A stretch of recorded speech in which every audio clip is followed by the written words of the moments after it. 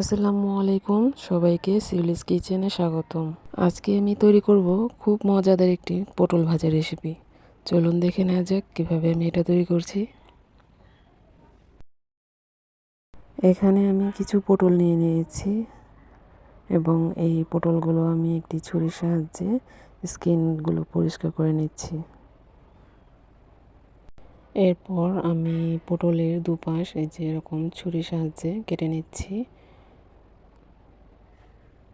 সবগুলো পটল আমি এভাবে করে কেটে নিয়েছি। এরপর হলুদ মরিচের গুঁড়া, আদা রসুন বাটা, তারপর লবণ দিয়ে ভালো করে মেখে নিচ্ছি। এভাবে করে আমি সবগুলো পটল ভালোভাবে মাখিয়ে নেব। আমার এখন পটল মাখানো শেষ। এখন আমি এগুলো গরম তেলের মধ্যে ভেজে নেব। এভাবে করে আমি সবগুলো পটল উল্টিয়ে পাল্টিয়ে ভালো মতো ভেজে নেব।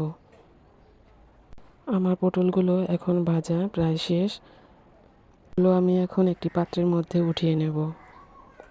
পটল উঠিয়ে নেওয়ার পর আমি এখন এই একই তেলের মধ্যে পেঁয়াজ কাঁচামরিচগুলো ছেড়ে দেব।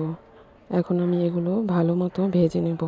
পেঁয়াজগুলো যখন ব্রাউন কালার হয়ে আসবে তখন আমি এগুলো উঠিয়ে পটলের উপর দিয়ে দেব।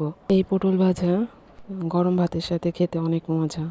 আমার এই পটল ভাজার রেসিপি আপনাদের কাছে কেমন লেগেছে অবশ্যই কমেন্ট করে জানাবেন। ভালো লাগলে শেয়ার করে দেবেন। আজ এ পর্যন্তই। সবাই ভালো থাকবেন, সুস্থ থাকবেন, আমার জন্য দোয়া করবেন। আল্লাহ হাফেজ।